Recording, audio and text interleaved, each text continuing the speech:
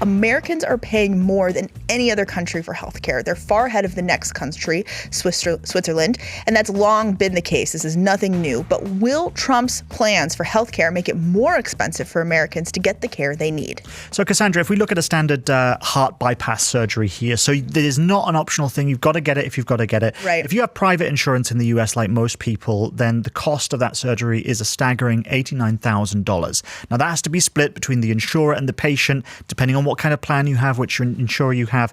Even with a good private insurance provider, a bill of $89,000 is almost certainly going to trigger your out-of-pocket maximum. Right. So that means the average American patient is likely on the hook for like $4,000 to $9,000 before the coverage actually fully kicks in.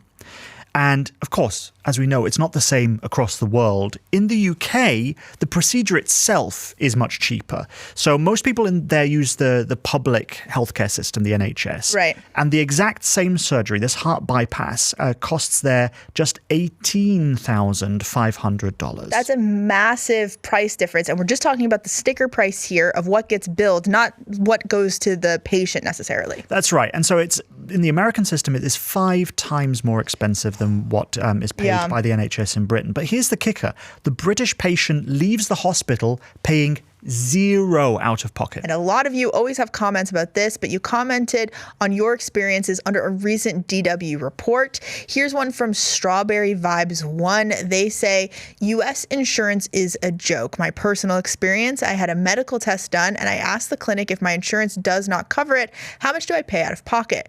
I was informed $350. I later see that the clinic sent a bill to BCBS, I believe that's Blue Cross Blue Shield of Illinois, for my insurance for $13,000. That's right. Something that was to cost $350 ballooned to $13,000. What a joke. The cherry on top of my insurance. On top of that is my insurance declined the bill because clinic failed to explain why my test was done. Sorry, Strawberry Vibes, that I kind of stumbled there, but your whole post just kind of blew my mind. Yeah, and then Brazen Designs got in touch with us as well and says, as an American immigrant in Germany, I thank God every day for Germany and its people specifically over this issue. I watched as the system killed my father when I was in the US still. The German health system is a bit expensive, but it won't kick you out of an ICU in the hospital because you ran out of allowed days like they did to my father in the US. There was no intensive care nursing facility which would take him, so they dumped him off at home and he died in terrible pain the next day. They are monsters. Really sorry to hear that, Brazen Designs, and thank you for everybody for letting us know about your experiences. Why is the average American spending not just a lot, but way more than the second highest spending country? Great to be with you here. Yeah, I mean, it's a great question. Why? I mean, there's a lot of disagreement over why, but what's for certain is that they are spending far more per capita. So I think you talked about this already, but when you look at the gap between America and the second country, which is Switzerland, in terms of who pays the most per capita, the gap is bigger between the first and the second, and the gap between the second and the 23rd. So they're way out there. So it's like a huge differential. If you look at the list, there's kind of a, it's gradual, but then you come to America and it's just like a mountaintop up there in terms of the cost per capita. Why is it? Well, a lot of people who I've spoke to when researching this topic would say a lot of it boils down to a philosophical ethos which prevails across America in many walks of life, but also in healthcare, that it's about market forces. There's a market there that will pay these prices, and therefore prices will go up according to what people are willing to pay. It's about shareholder value. It's about a mindset of allowing the market to be involved in healthcare. And that obviously then impacts prices, because if there's not enough price controls, if there's not enough of a mentality from the government that we must control prices, or we must rein in, for example, insurance companies or other private companies that are operating in healthcare, well, then prices can very quickly get out of control.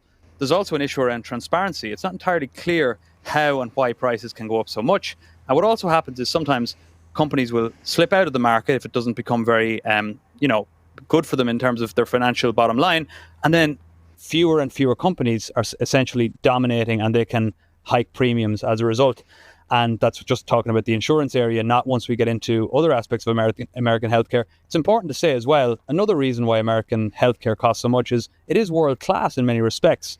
American healthcare has been at the forefront of innovation across medicine for many, many decades. That obviously doesn't come cheap. Some of the foremost minds in medicine work in the United States. And as a result of that, it's very expensive. But the problem is this level of world-class healthcare is really only accessible to those who have a lot of money. Okay, so let's zoom in on why we're talking about this right now. So the US has just come out of a shutdown, the government has come out of a shutdown, where extending Affordable Care Act subsidies was one of the most important parts of the debate between the Republicans and the Democrats. So what deal was done with them over healthcare to end the shutdown? Well, it wasn't a deal so much as, I would say, kicking the can down the road. So this question of the subsidies, right? So we'll have to go back to the pandemic era. So obviously, Obamacare was this big landmark legislation brought in by Barack Obama when he was president in his first term. And that obviously brought in a totally different model of healthcare in some aspects, particularly when it came to subsidized healthcare. And then during the pandemic, the Democrats controlled the Congress at that time. And to ease the cost of premiums for those who were benefiting from Obamacare, they extended these subsidies to different income groups, different lower income groups. They made it free for some people. And the deal at the time done by the Democrats was that these subsidies would expire at the end of 2025. It was a cliff edge, as it were. They had no real alternative at the time. It was to do with the mechanics and the budget, but that was the cliff edge that they were facing. Now, this big disagreement that led to the shutdown was over, would they extend the subsidies or not? The Democrats desperately wanted them to be extended, and the Republicans were sharply divided on the issue. In the end, that deal that was done, or as I said, kicking the can down the road, is essentially they agreed to end the shutdown on the proviso that in mid-December, there would be a vote on this issue of extending the subsidies. Now, we don't really know what's going to happen there. First of all, there may be an alternative plan proposed, and I believe we're going to get into that. But also, it's not entirely clear how the two parties will vote when it comes to this issue of actually extending them or not. But what we do know is that if a deal is not done in terms of extending them or some sort of alternative proposal, from the 1st of January 2026, millions of Americans will face substantially higher healthcare costs, substantially higher premium costs, and that is really something that's kryptonite in a political environment in America where cost of living is the number one issue. Yeah, you've talked about potentially another plan coming by mid-December, but that mid-December deadline is really coming at us quickly. Trump was set to announce a new plan for what will happen to those subsidies, but as of the time of recording, we still haven't heard anything. Why hasn't Trump made an announcement yet? Well, this is where it gets really interesting, because on Monday, Trump was due to make an announcement from the Oval Office on this topic. I don't think he's referred to it as his big, beautiful healthcare bill, but you could imagine him talking about it in those type of terms. But it didn't happen. And the reason it didn't happen is because a lot of the Republicans were not happy with what had been mooted to be his proposal. So his proposal, according to media reports, we can only go by what's been leaked. Unfortunately, I don't have any special insights here as to what has been happening in the Houses of Congress behind closed doors. But based on media reports, the plan was that they were going to extend the subsidies for up to 2 years, but they would be making, some caps here and there. They would be limiting things for certain income groups. They would be ending this area where some people paid nothing for their premiums because some Republicans felt this was leading to fraud. And this was apparently what Trump was going to propose. And of course, he probably would have sold it as, very much his own bill, but it was essentially just an extension of the subsidies. This is something that a lot of Republicans didn't want. They don't want the subsidies to be extended. Many of them hate Obamacare, as it's known, the Affordable Care Act. They just don't like it in any form. And the idea of extending these subsidies fundamentally goes against some of their core beliefs on healthcare. So I want to know what the consequences of all of this are. First of all, kind of the consequences of just the higher costs in general, how much that weighs on Americans of different kinds. And then the impact of this waiting and this uncertainty. Well, I guess, first of all, we have to sort of do a very quick understanding of the American system now without getting all into the nuts and bolts. There are approximately 25 million people in America who have no insurance whatsoever. Right. So that's the kind of context in which a lot of this is happening. And that's obviously a problem for many reasons. But what would actually happen in practice then, for those who do have insurance, and including those, for example, on low incomes who are perhaps unwell, who need regular healthcare and are dependent on these types of subsidies, if these subsidies, as will currently be the case, run out on January the 1st, the first thing that's obviously going to happen is their premiums will no longer be subsidized to the extent that they are. Their costs are going to go up dramatically. They're going to have to start paying in perhaps double what they were paying before or more. That'll be the first consequence. They have a lot more money to pay for their basic healthcare. What happens then is that people will simply not pay insurance anymore. Many people who need healthcare will cease to pay for their insurance because they can't afford it.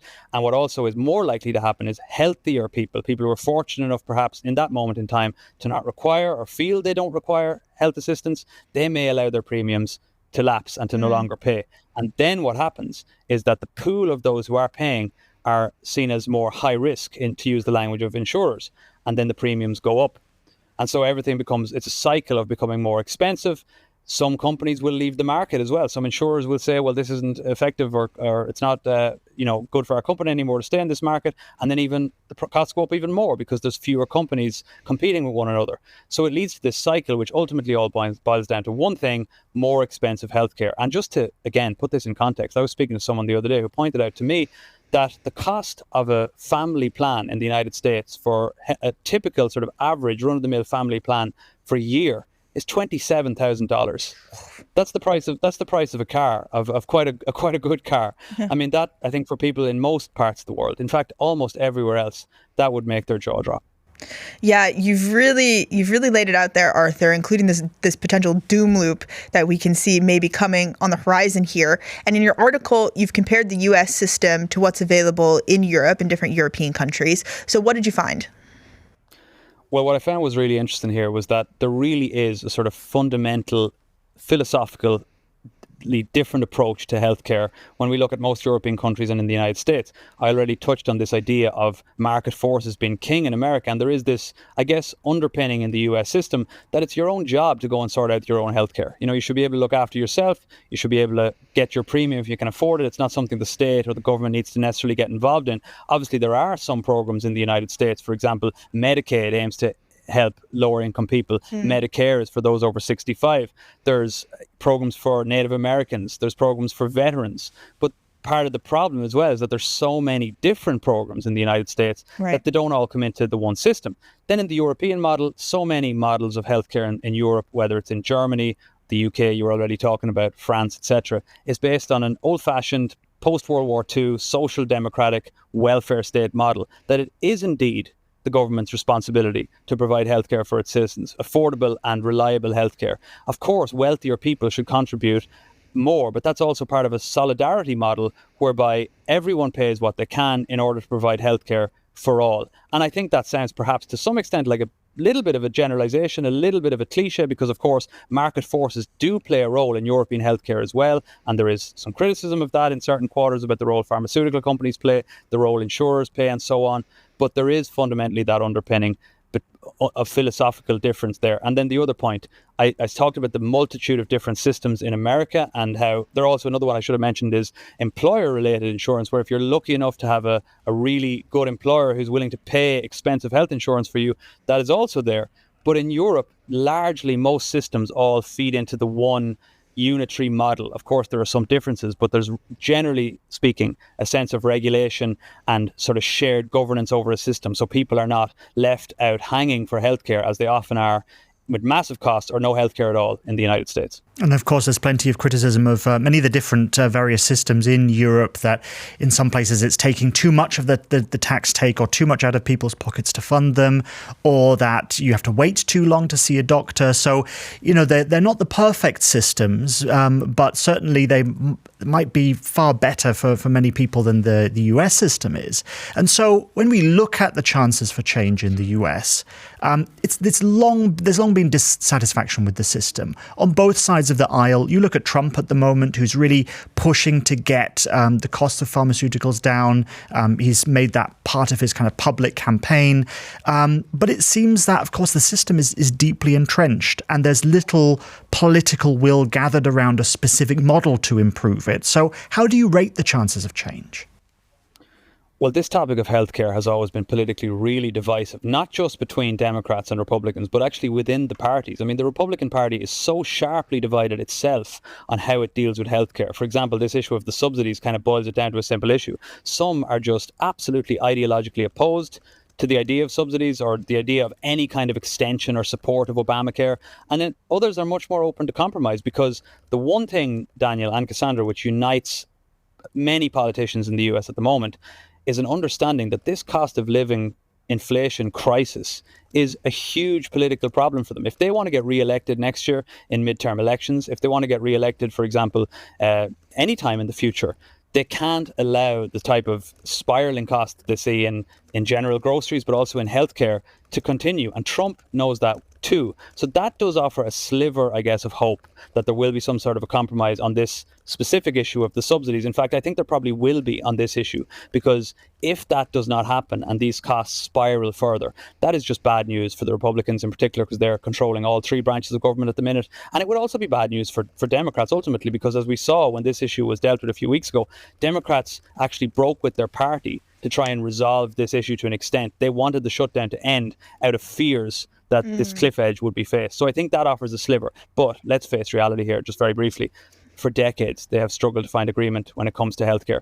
I don't think in this era of deep partisan division on even simple issues that they're going to find a long-term way to work together on this perhaps most divisive issue of all, which is healthcare. All right, thank you very much, Arthur, for breaking that down for us. But Kassandra, you've had that experience of healthcare on both sides of the Atlantic. Yeah, that's right. That's why I sound like this. I am American and I lived in the US, and I was under like several different insurance regimes. We heard Arthur kind of outline like how complicated it can be. I was insured through my parents' insurance as a child, obviously, but then also when I was in university, I also had health insurance that was subsidized by the state, or excuse me, the Commonwealth of Massachusetts. I know that people are going to come for me in the comments for that. And then I also had insurance through my employer, right? Like pretty good insurance. And what I think, there's this meme, right, online, like the European mind could not comprehend, and then it shows like American bread being really not so nice looking, right? But with this, I think that sometimes people can't, outside the US, can't understand how complicated it is, because there's just like layers and layers and layers. Like as you're coming into your adulthood, as I was, and trying to deal with the insurance situation, you have to learn like, what's a health savings account? Like, what does my in-network mean? Like, I remember with my employer in the United States, when we had our insurance change, some people were commuting into Boston where I worked, but the in-network area was only Boston. So someone's like, okay, well, how can I bring my kids to a doctor? Do I have to like drive an hour with my kids so they can be in network here in Boston? Like things like that just start to add up, and it becomes these layers of complication. And so I play a really silly full contact sport where my knees have aged like decades, right? So I've had knee problems in the US and I've had knee problems here, and just how complicated it can be to get care. I would say like the wait time for me for both was about the same, but to get care, it's just expensive in the US, where here, you know, I had to pay 10 euros to get taken home in an ambulance from the hospital and then get carried up 5 flights of stairs. It cost me a mere 10 euros. Like 2 men carried me up the stairs to my apartment, right? And that's, again, one of these things that I think like Americans, if they've dealt with that system, didn't even know that that could be an option in other places. So it's these levels of complication that add to the expense. You have to learn terms like deductible. So like an amount of money you have to pay before your health insurance, which you already pay for, gets kicked in. And I think that that adds to this fatigue that Arthur was describing with the system. I don't think anybody really likes calling up their health insurance to argue about something. No, in any country. Just to contrast that with the UK, right. Which is where I'm originally from, you don't have a health insurance card. There is no insurer. You don't have a card? You don't even have a card. You just walk into the doctor and get treated. You just walk into the hospital, you walk out. There is no bill that you get handed in the end. It is just dealt with. And it is paid for in the sense that it's through the taxes, through national insurance, it's called. But as a patient, you never ever see a bill. You never have to call anyone up and check, except just to book the appointment. And so there is a completely different system, which is possible. And, you know, what the Republicans have been arguing is that, you know, you have to, in these more socialized healthcare systems, you've got to wait for longer, or maybe the quality isn't as good. And there is a point there. You do have plenty of people who decide, I'm going to go for the private insurance on top. You've got to pay for like an extra little it's an extra thing on top. And so some people do opt for that. But still, if you cannot afford that, then you will still get treatment. Right. And so that's the essential thing that just makes it very, very different there. I think like the thing that I've had to unlearn living in Germany is to stop doing this mental math around my healthcare. When I was playing my sport, I had a friend from the US and she'd only lived here a little while, and when she had married her wife, She broke her ankle at practice. So we're at training, broke her ankle. Someone asked, do you want us to call an ambulance for you? And instead of saying yes right away, she said, how much is it going to cost me? And we hear stories about this, right? People in the United States taking Ubers to the hospital because they don't want to deal with the ambulance cost. So it's kind of, just always juggling. How much is this going to cost me? How much of towards my deductible have I paid this year? In other countries, it's not like that. And I think that people in the US might only think of the progressive position, which we hear a lot of like Medicare for all. But in Germany, for example, we have what we call public insurers. But I think in the US mind, it's more accurate to say that those are private companies because they're not run by the government. Right. And there's tons of rules around them. So there are other models. And I'm not sure that, when you're in the midst of it, when you're swimming in that water, that you don't realize that you do realize that it doesn't have to be this way. Yeah. And where else in the world are you going to find two men to take you upstairs for just 10 years? Please let me know. Write in and let me know. You've been watching a sneak preview of our podcast, The Dip, where you can find out about money stories that cross borders. And if you want to listen to full episodes, check out the QR code on your screen right now.